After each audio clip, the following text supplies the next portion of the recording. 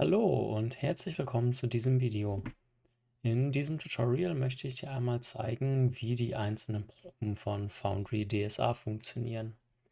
Ich habe mir eine kleine Reihenfolge überlegt, die habe ich hier einmal kurz links eingeblendet.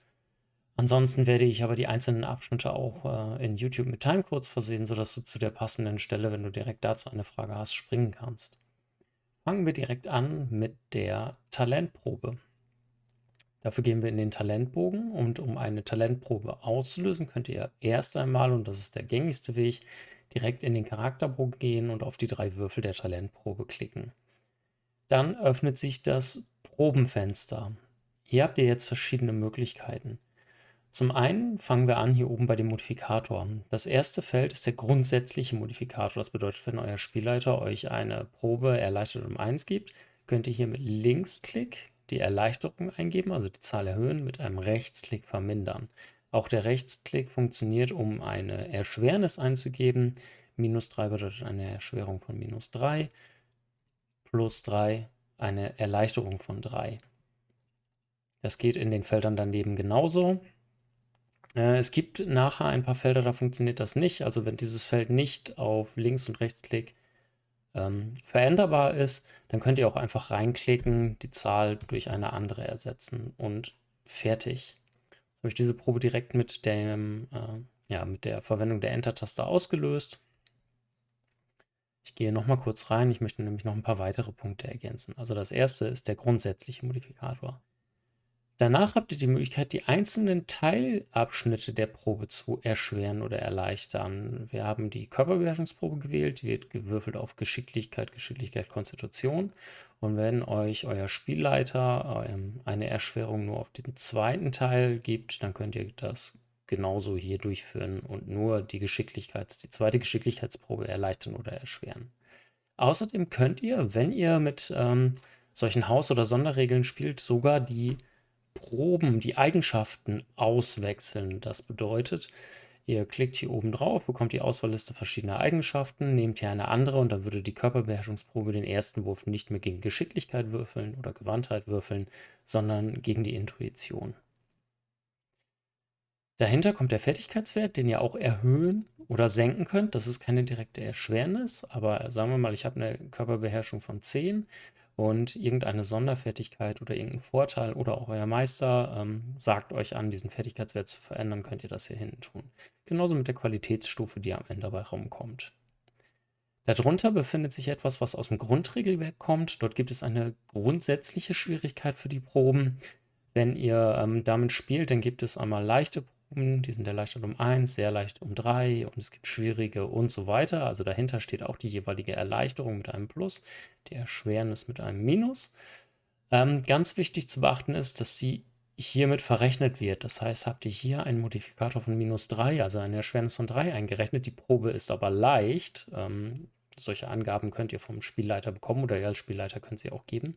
Dann würde am Ende die Probe, das machen wir auch gleich, um 2 erschwert werden. Kommen wir kurz zum Würfelmodus. Der Würfelmodus sagt aus, wie ihr würfelt. Der öffentliche Wurf ist sichtbar für alle. Würfelt ihr einen privaten Spielleiterwurf, dann sehen nur ihr und der Spielleiter das Ergebnis. Die anderen Spieler sehen nicht, dass ihr geworfen habt und was das Ergebnis ist.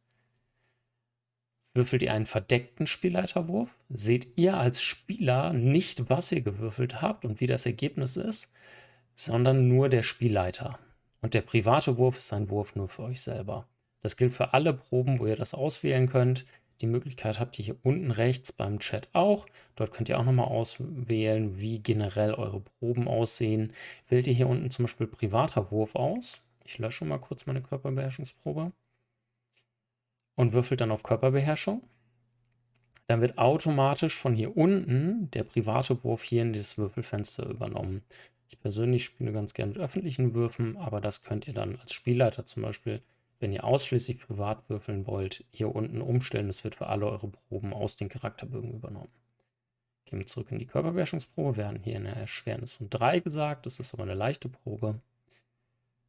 Und dann kommen wir zu den bedingten Modifikatoren. Ich habe hier der Elfer einmal eine Stufe Verwirrung gegeben.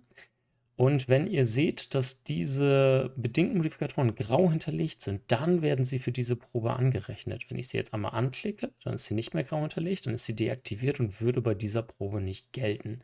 Es kann verschiedenste Gründe haben, das zu tun oder nicht zu tun. Bei der Belastung ist es zum Beispiel so, dass nur da, wo ein Ja steht, hier automatisch das grau hinterlegt ist, wo ein Nein steht, ist es nicht grau hinterlegt. Ihr könnt es aber manuell aktivieren. Und dann würde ich die Probe einmal auslösen. Ich habe hier ein Modul aktiv, wodurch ich die 3D-Würfel sehe.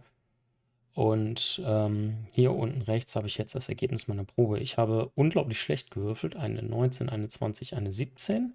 Dieses Probenfenster gibt einiges her. Also zum einen ganz wichtig ist natürlich, das Ergebnis ist ein Misserfolg. Hier unten seht ihr auch, um wie viele Fertigkeitspunkte ihr es nicht geschafft habt. Hier sehen wir einmal die Gesamtmodifikation. Es sagt ja gerade eben Erschwerung von 3, Erleichterung von +1 für eine leichte Probe. Das können wir durch einen Klick auf das Plus auch nachgucken, ob es richtig verrechnet wurde. Und darüber sehen wir die Würfel. Wenn ihr mit einem Mausover auf einen der Würfel fahrt, dann seht ihr auch immer durch so einen kleinen Tooltip, gegen was geprobt wurde. Also hier meine Gewandtheit hat eine 13, beziehungsweise durch die Erschwernis, meine Gewandtheit, Geschicklichkeit hat eine 15. Durch die Erschwernis sinkt sie auf 13. Ich habe eine 19 gewürfelt. Das könnt ihr bei jedem der Teile machen. Dann gibt es noch die Möglichkeit, eine Probe zu verändern. Das solltet ihr aber nur in Absprache mit dem Meister tun. Und als letztes gibt es noch bei den einzelnen Würfelfenstern die Möglichkeit, einen Rechtsklick zu tätigen und einen Wurf zu wiederholen, einen Schicksalspunkt ausgeben. Es gibt ja die Möglichkeit bei DSA Schicksalspunkte einzusetzen. Hier kann ich zum Beispiel sagen, ich wähle alle 3 Würfel aus. Ich möchte alle 3 neu würfeln, weil die alle schlecht waren. Ein OK. Dann seht ihr, das Schicksal ändert sich. Hier unten ist einmal der Vergleich vorher, nachher. Und hier oben die Probe, wie sie jetzt gelungen ist. Das wäre es zur Talentprobe. Kommen wir weiter zur Sammelprobe. Die Sammelprobe findet ihr hier unten. Ihr könnt über Plus eine Dummy-Sammelprobe anlegen. Findet ihr hier eine neue Sammelprobe, wo noch nicht die richtige Probe hinterlegt ist, kein Name vergeben ist. Das habe ich im Charakterbogen schon gezeigt, dass ihr hier diese Dinge verändern könnt. Darauf gehe ich jetzt nicht nochmal genauer ein. Schaut euch dafür einmal mein Video an zum Charakterbogen. Ich habe hier schon mal eine Probe vordefiniert, Fährten suchen, mit einem Intervall von 1 Stunde und 10 Proben, 7 Versuche. Wenn ich jetzt auf den Würfel klicke, wird mir die Probe gezeigt. Und hier auch die Probe sieht fast genauso aus wie die Talentprobe. Ich kann hier oben meine Modifikatoren oder sonstigen Veränderungen festlegen, die Schwierigkeit, den Würfelmodus. Und darunter kommen noch einmal die bedingten Modifikatoren. Die sind ganz interessant. Ich habe hier zum Beispiel eine Fertigkeitsspezialisierung, Fährten suchen. Die kann ich reinnehmen oder nicht, je nachdem, ob sie dafür gilt. Und hier unten werden gescheiterte Proben oder sonstige Modifikatoren noch aufgezeigt. Ich nehme jetzt meine Fertigkeitsspezialisierung rein und Probe. Hier oben, ich würfel heute sehr schlecht. Ich habe sogar eine Doppel-20. Das ist sehr ungünstig. Dürfte der Meister sich jetzt was Spannendes für die Pferdsuchenprobe ausdenken. Zum Beispiel, man findet zufällig die Hülle eines Höhlendrachen oder so, in die man hineinstolpert. Und darunter wird einmal das Fährtensuchen-Fenster angezeigt. Dort seht ihr, ich habe das Intervall von 1 Stunde, keine QS gesammelt, ich habe es nicht geschafft und eine Probe ist gescheitert. Wenn ich jetzt nochmal drauf würfel, ich beachte jetzt mal kurz den Patzer nicht, dann seht ihr, jetzt habe ich es deutlich besser geschafft, 3 QS, 2 von 7 und die nächste Stunde ist rum. Und so weiter. So kann ich die komplette Probe hier durch mehrere Würfel, durch ein einfaches Klicken auf diesen Würfel ablegen. So viel zur Sammelprobe. Kommen wir zum Kampfbogen. Auf dem Kampfbogen habt ihr die Möglichkeit, Angriffe durchzuführen und Paraden durchzuführen und Schadenswürfel. Schauen wir uns einmal die Angriffe an, das Angriffsfenster. Ganz oben findet ihr wieder den Modifikator mit derselben Funktion wie bei der Talentprobe, erleichtern oder erschweren mit Rechts- und Linksklick. Dann gibt es hier einmal die TP, die verändert werden können. Da ist schon das erste Fenster, was nicht mit Rechts- oder Linksklick verändert werden kann. Hier seid ihr selbst gefragt, um den jeweiligen Modifikator einzugeben. Der Würfelmodus ist bekannt, die bedingten Modifikatoren auch. Da kommen wir gleich beim Fernkampf noch zu einer kleinen Besonderheit. Dann gibt es hier die üblichen DSA-Erschwernisse, einmal vom Typ eine Liste, aus der ihr auswählen könnt. Auch hier steht wieder dahinter was die jeweilige Erschwerung bedeutet, und andere Modifikatoren, die ihr angeben könnt. 2 Angriffe zum Beispiel nehme ich jetzt. Auch die Waffengröße des Gegners wird hier auswählbar. Ich werde noch ein weiteres Tutorial zum Kampf machen, wo ich dann zeige, wie solche Sachen zum Beispiel automatisch gefüllt werden. Wenn ihr eine Probe aber so außerhalb des Kampfes, ohne die normalen Kampfabläufe zu benutzen, auslöst, könnt ihr hier trotzdem nochmal manuell festlegen, okay, ich greife jetzt mit meinem Dolch einen mittleren Gegner an und klicke auf Wurf. Dann schauen wir uns einmal kurz die Modifikatoren nochmal im Detail an. Und ihr seht 2 Angriffe. Hier habe ich einmal händisch eine Veränderung eingegeben, Verwirrung -1 und die Waffengröße Gegner wurde angerechnet. Ich habe es nicht geschafft, mit meinem Dolch zuzuschlagen. Das Paradefenster sieht fast genauso aus. Hier wieder der Modifikator, Würfelmodus, Modifikatoren und die üblichen Erschwernisse. Eine Probe sieht genauso aus. Beim Fernkampf, die einzige Besonderheit steckt in den bedingten Modifikatoren. Dort habt ihr jetzt hier stehen Bögen Verteidigungsmalus -4. Es würde ja der Logik entsprechen, dass ihr jetzt zusätzlich eine Erschwerung von -4 bekommt. Das wäre aber von den Regeln her nicht korrekt und von dem gesamten Foundry-System natürlich nicht. Das hier bedeutet und ist auch erst seit wenigen Versionen aktiv, dass der Gegner nach einem erfolgreichen Angriff durch einen Bogen einen Verteidigungsmalus von -4 bekommt auf seine Parade, wie es bei den Regeln vorgesehen ist. Auch das zeige ich nochmal in dem Tutorial zum Kampf. Darunter kommen die üblichen DSA-Erschwernisse. Hier sind ganz viele Listen, die man beim Fernkampf auswählen kann. Hier unten nochmal Haken, die man setzen kann. Und mit einem Klick auf Wurf wird auch hier der Wurf durchgeführt und erneut ein Patzer. Ich würde sagen, dieses Tutorial steht unter keinem guten Stern. Ich würfel einmal kurz den Patzer. Ich kann hier auf die Patzer-Tabelle klicken und es wird automatisch, wenn ich in den Systemeinstellungen die Patzer aktiviert habe, also die Patzer-Tabellen. Und dafür gibt es auch Einträge in meinem Wiki. Dann könnt ihr hier den Patzer auswürfeln. Dann gibt es noch den Schadenswürfel, den ihr auch manuell auswürfeln könnt. Relativ simpel das Fenster. Und ihr könnt als letztes noch direkt auf die jeweiligen Kampftechniken proben. Auch das Fenster ist relativ überschaubar und funktioniert genauso wie die anderen beiden Fenster. So viel zum Kampf. Machen wir weiter mit den Zaubern. Die Zauber funktionieren fast genauso wie die Talentproben. Ihr öffnet durch einen Klick auf die 3 Würfel das Fenster, habt hier oben den Modifikator, den Würfelmodus, die bedingten Modifikatoren und darunter einmal komplett die Palette an möglichen Optionen bei einem Zauber. Hier seht ihr nochmal eine kurze Zusammenfassung, je nachdem, was ihr macht. Zum Beispiel kann ich die Kosten hier reduzieren, dann verändern sich hier auch die Kosten. Ich könnte die Zauber- bzw. Liturgiedauer senken, da verändert sich hier unten die Aktionsdauer. Also all das ohne Probleme möglich. Ich nehme jetzt mal Kosten reduzieren und klicke auf Wurf und habe es erneut nicht geschafft. Also ich glaube, wäre das eine echte Runde gewesen, wäre es für die Elfe nicht ganz so gut ausgegangen. Aber wie ihr seht, auch hier nichts Kompliziertes, nichts Umständliches, nichts Besonderes drin. Es gibt noch Zauber, die haben variable Kosten, wie zum Beispiel der Balsam Salabunde. Dort könnt ihr hier unten, wenn bei dem Zauber, bei den Einstellungen, ich zeige es euch einmal, wo ihr das macht, in den Zauber gehen, unter Details, hier ist der Punkt variable Kosten, steht das auf Ja, dann habt ihr hier in der Probe noch die Möglichkeit zu sagen, so, ich möchte bei dem Balsam aber 6 ASP bezahlen, um 6 Lebenspunkte wiederzugeben. Auch das wird dann, naja, bei einem Misserfolg nicht, aber das würde dann verrechnet werden. Bei den Zauberproben habt ihr auch die Möglichkeit, einen Rechtsklick durchzuführen. Dort könnt ihr dann nämlich die Karma- bzw. ASP-Kosten direkt bezahlen und sie würden von eurem Pool abgezogen werden. Hier hatte ich gerade 6, die Hälfte ist 3. Durch eine gescheiterte Probe, auch das wird automatisch verrechnet. Schwenken wir einmal kurz zu den Liturgien. Die Liturgien funktionieren im Prinzip genauso wie die Zauber. Ich öffne einen Charakter, der Zugriff auf einige Liturgien hat, klicke auf eine Probe, kann hier die verschiedenen Modifikatoren einstellen, habe hier nochmal eine Gesamtzusammenfassung meiner Modifikatoren und der Kosten, klicke auf Wurf und die Probe wird ausgeführt. Genauso funktioniert es übrigens auch bei den Ritualen des Zauberers oder hier die Zeremonien. Ich habe mehrere Einstellungsmöglichkeiten, eine Zusammenfassung und kann den Wurf auslösen. So viel zu den Zaubern und Liturgien. Machen wir mit dem nächsten weiter. Kommen wir zu den Eigenschaften. Die Eigenschaften selber werden nicht auf dem Eigenschaftstab gewürfelt, sondern befinden sich hier oben. Ein einfacher Klick öffnet das Fenster. Auch wieder sehr simpel. Modifikator, die jeweilige Schwierigkeit, der Würfelmodus und die bedingten Modifikatoren. Und auch hier habe ich die Möglichkeit, den Wurf zu wiederholen. Das habe ich bei so ziemlich allen Proben. So viel zu den Eigenschaften.